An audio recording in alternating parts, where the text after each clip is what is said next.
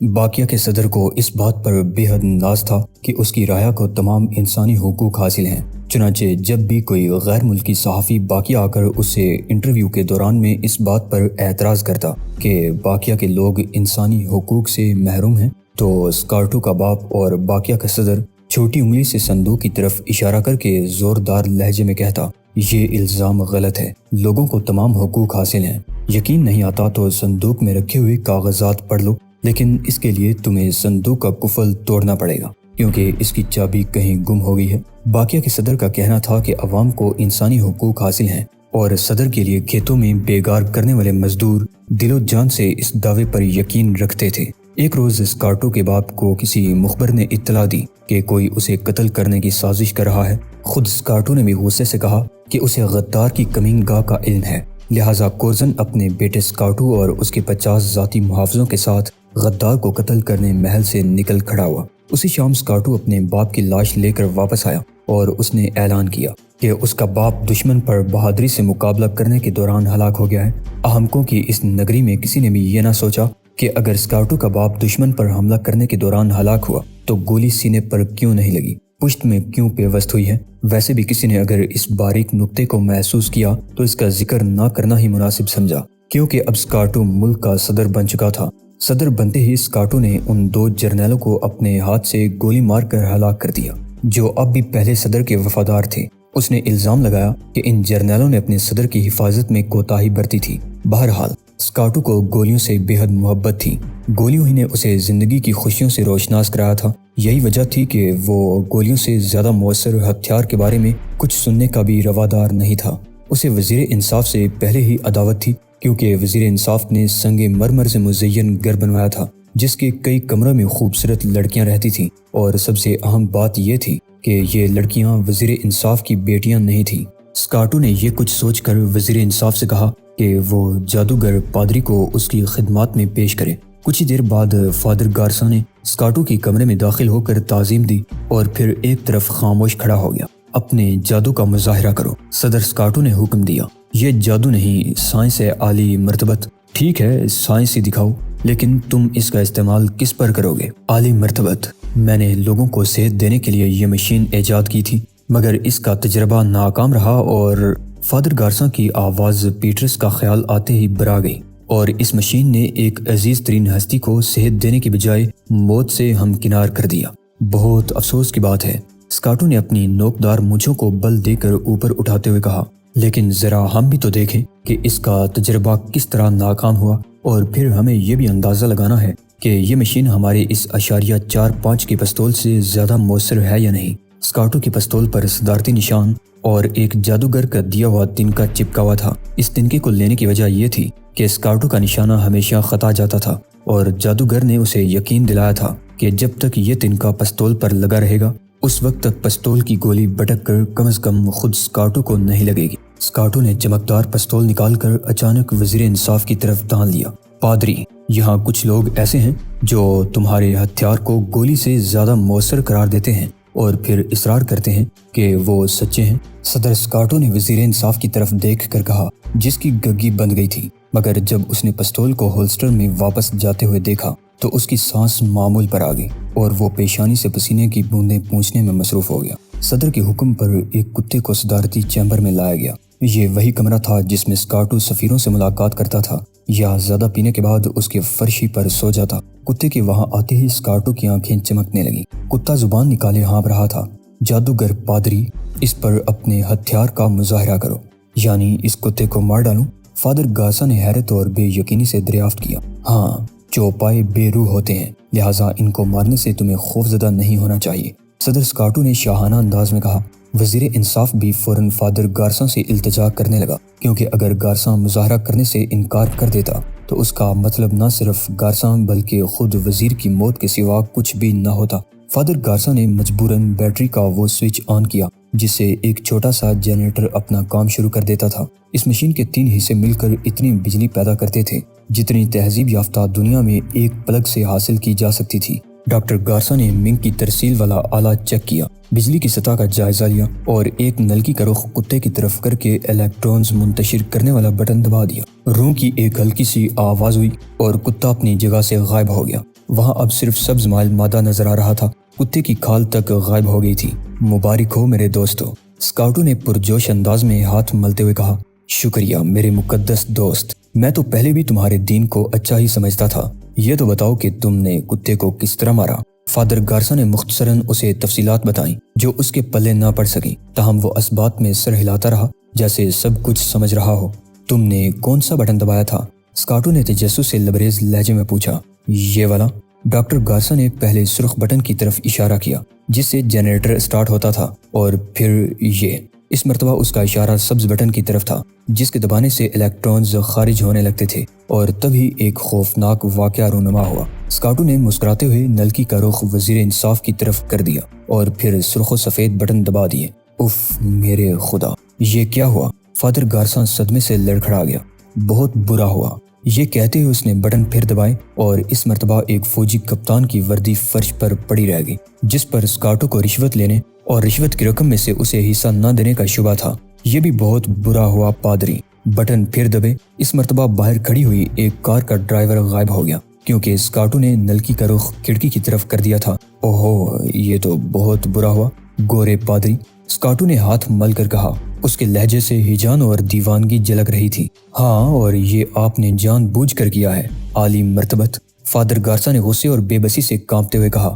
اس کی سمجھ میں نہیں آ رہا تھا کہ وہ اسکاؤٹو کو گالیاں دے یا اس کے لیے تعظیمی انداز برقرار رکھے۔ ایوان صدر میں اس قتل عام کے باعث افراتفری مچ گئی تھی۔ محافظ کونے خدروں میں چھپ رہے تھے، لیکن صدارتی محل کے سامنے سڑک کے پار والے ہوٹل کی کھڑکیوں سے غیر ملکی سیاح اس بگدڑ کو بے حد دلچسپی سے دیکھ رہے تھے۔ انہیں علم نہیں تھا کہ اندر کیا ہو رہا ہے، اور سیڈان کار کا ڈرائیور پلک جھپکتے ہی اپنی وردی کار میں چھوڑ کر یکایک کہاں غائب ہو گیا ہے۔ پھر ان کی نظر ایوان صدر کے احاطے میں چند اور وردیوں پر پڑی۔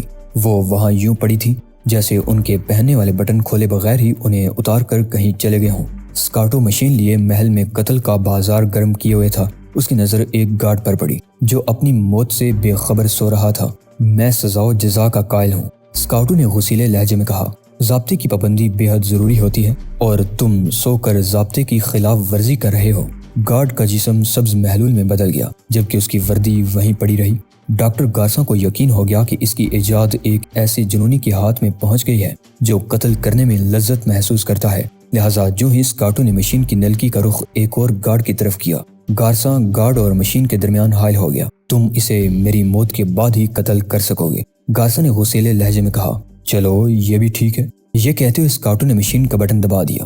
فادر گارسا صفائی ہستی سے غائب ہو گیا۔ باقیہ کے حالات اور فادر گارسا کی موت کے بارے میں اطلاعات جب جزیرہ فردوس پہنچی تو ہنگامہ اٹھ کھڑا ہوا، کیونکہ پادری بنیادی طور پر امن عامہ کا ایک نقیب تھا اور اس کی موت ہر حکومت کے لیے ایک چیلنج کی حیثیت رکھتی تھی۔ سب سے زیادہ خطرناک بات یہ تھی کہ باقیہ کے پاگل کتے اسکاؤٹو کے قبضے میں وہ پراسرار اور مہلک ہتھیار بھی تھا جس کی اصلیت کا ابھی تک کسی کو علم نہیں ہو سکا تھا۔ ادھر اسکاؤٹو نے اپنے دارالحکومت میں بعض غیر ملکیوں پر مشتمل ایک اجلاس طلب کیا جس میں اعلان کیا گیا کہ دنیا بھر کے عوام کا یہ نمائندہ اجلاس اس مشین کو صدر اسکاؤٹو کی ملکیت قرار دیتا ہے۔ ٹائیگر کی حکومت بھی تشویش میں مبتلا تھی۔ صدر مملکت نے محکمہ سراغ رسانی اور جاسوسی کے اعلیٰ ترین دماغوں کو طلب کر کے ان سب سے صرف یہ سوال کیا کہ اسکاؤٹو جیسے کوڑ مغز، جاہل، غبی اور بزدل شخص کے پاس موت کی مشین کس طرح پہنچ گئی، اور یہ کہ مولک مشین کو اس سے چھیننے کے لیے کیا کیا جا رہا ہے۔ صدر کے اس سوال پر شعبے کے سربراہ نے کندھے سے اچکائے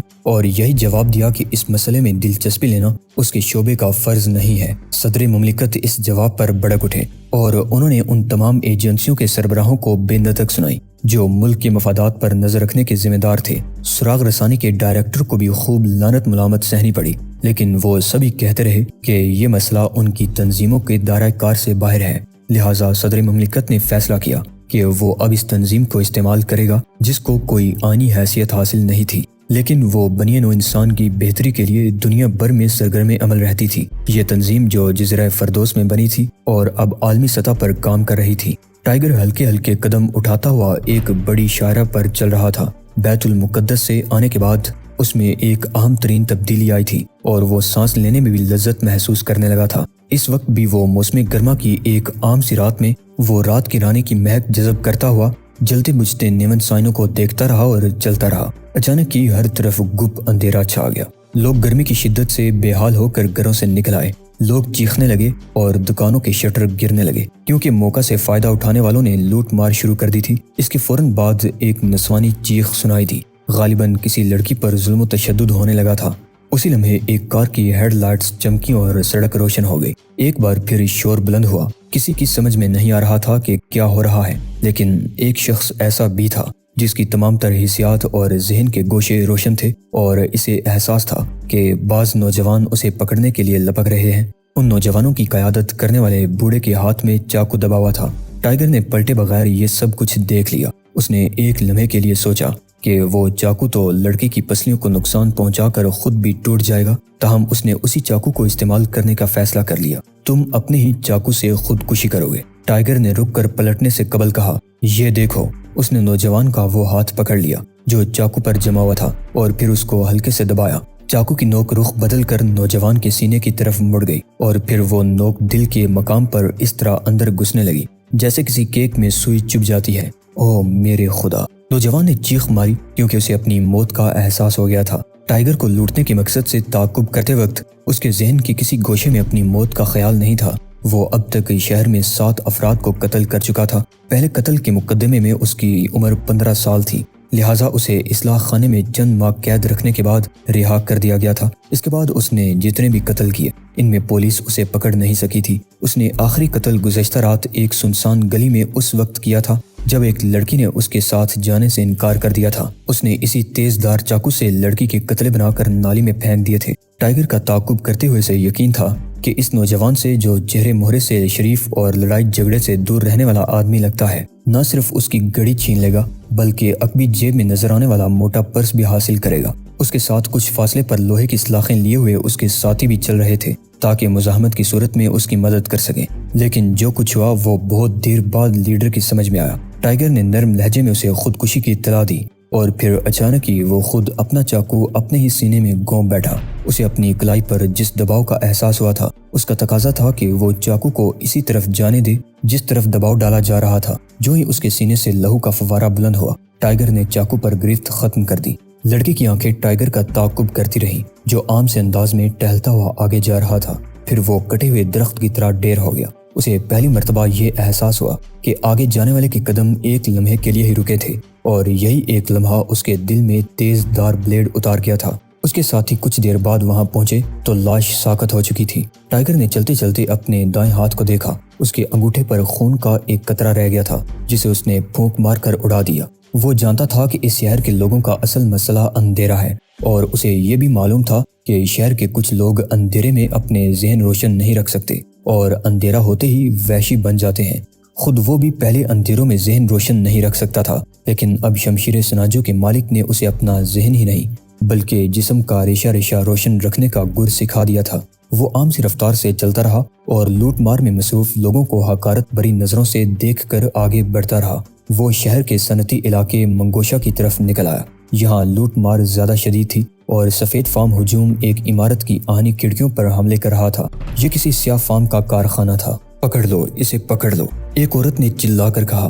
اس کالے کو مار مار کر گوشت کا ڈھیر بنا دو، عورت نے بدستور چلاتے ہوئے کہا۔ اس کی سانس تیز چل رہی تھی اور اس کی سفید چمڑی پر چھائیاں اندھیرے میں بھی نظر آ رہی تھیں۔ اس کے ایک ہاتھ میں شراب کی بوتل اور دوسرے میں ہاکی تھی۔ اگر حملہ ور سفید فام نہ ہوتے تو ٹائیگر یہ سوچ کر آگے بڑھ جاتا کہ یہ بھی عام سی لوٹ مار کا ایک واقعہ ہے، لیکن فسادی سفید فام تھے اور ان کی راہ میں ایک سیاہ فام حائل تھا جو یقیناً اپنی فیکٹری کو بچانے کے لیے جان کی بازی لگائے ہوئے تھا۔ ٹائیگر نے ایک لمحے کے لیے سوچا اور آگے بڑھ گیا۔ وہ ہجوم میں اس طرح گھس گیا جیسے کسی کشن میں پن گھس جاتی ہے اور پھر راستہ بناتا ہوا آگے بڑھتا رہا حتیٰ کہ اس نے ہجوم کو پیچھے چھوڑ دیا اور پھر ایک سیاہ فام کے سامنے پہنچ گیا جس نے اس پر شاٹ گن تان رکھی تھی۔ ٹائیگر نے عین وقت پر شاٹ گن کا رخ آسمان کی طرف کر دیا۔